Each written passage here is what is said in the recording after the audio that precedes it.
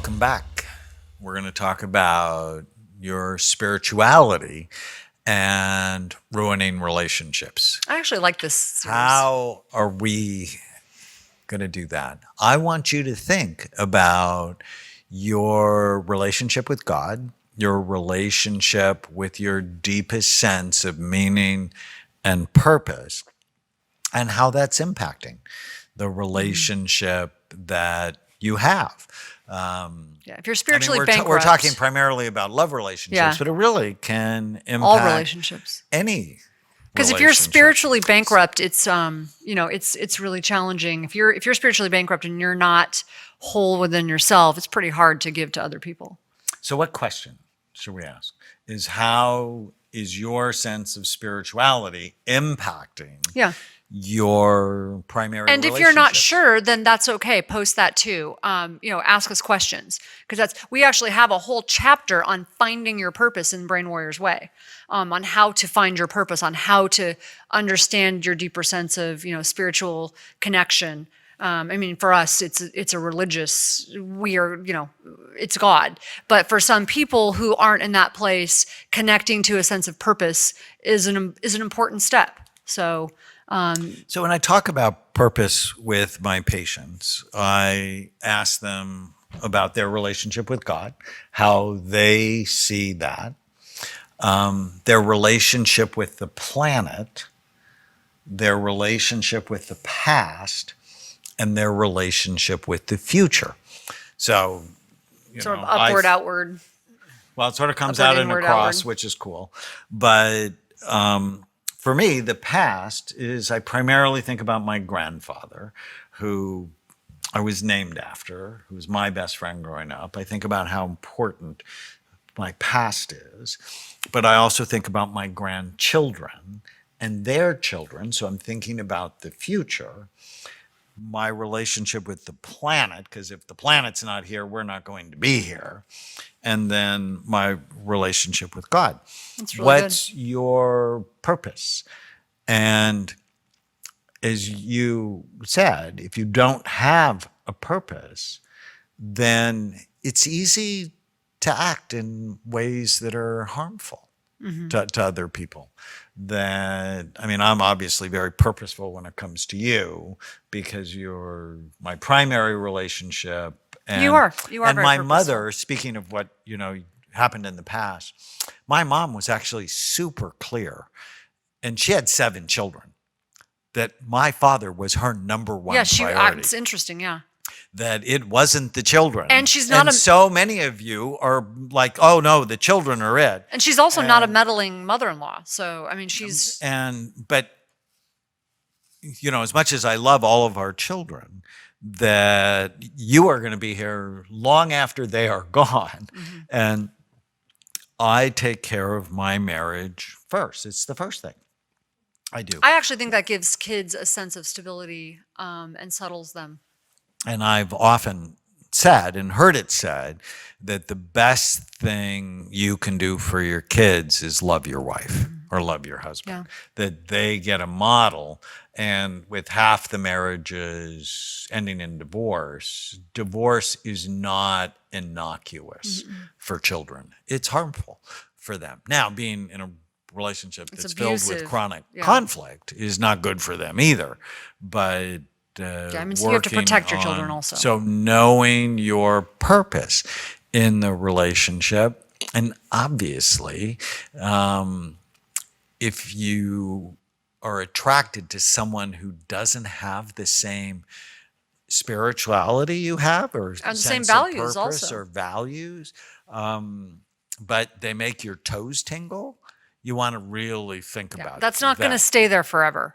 So it's got to be a deeper connection. That's might be fun for a little while, but if it's not a deeper connection, if you don't share the same values, just look at the divorce rate. That doesn't last if you can't connect at a deeper level.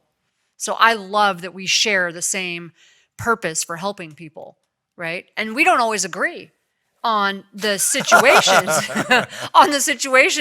the actual situation in the moment to moment, but our deeper values are very much in line. And so that's what keeps us connected. So what are the spiritual things you've seen that screw up relationships?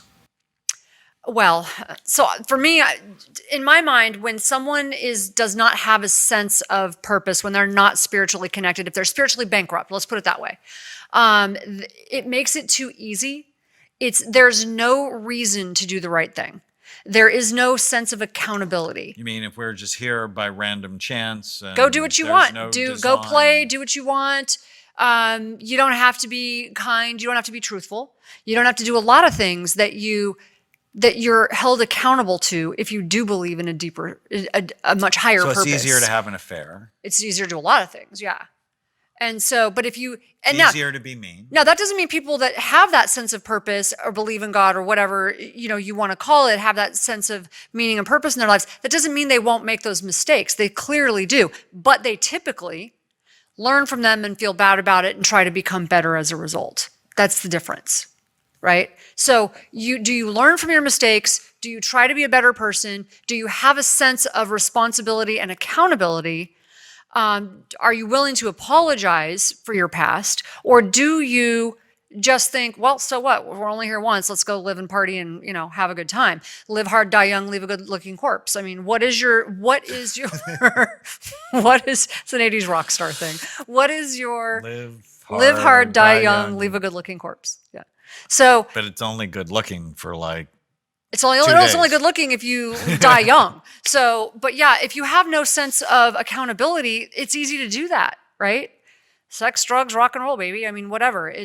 There's no reason to do something more than for yourself in the moment. It's selfish. I think of, part of my purpose is to be a good partner. Because we are better together rather than way more powerful too. Just separate. And I think sharing a purpose of being of service is helpful.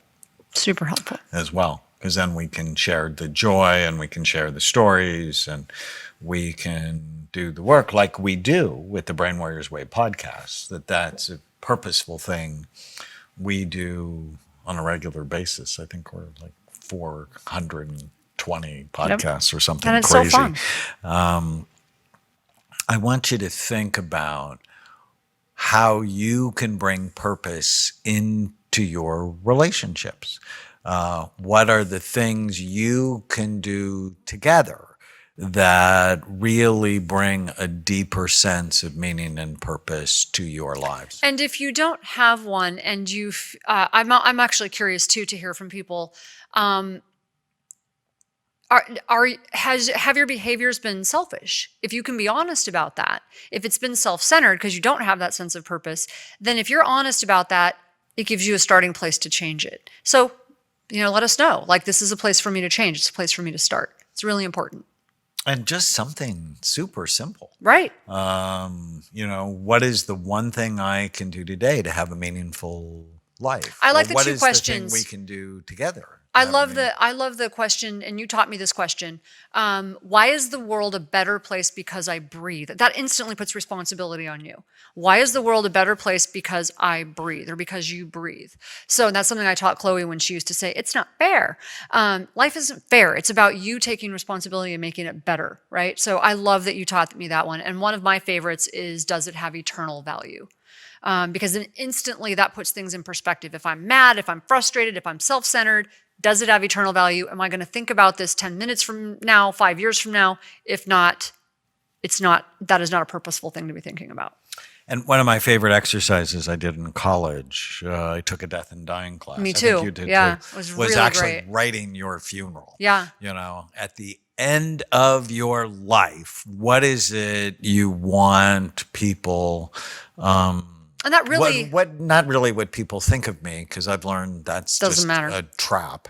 What is it that I would have wanted to accomplish, or what has been important? How do you want to be been thought about?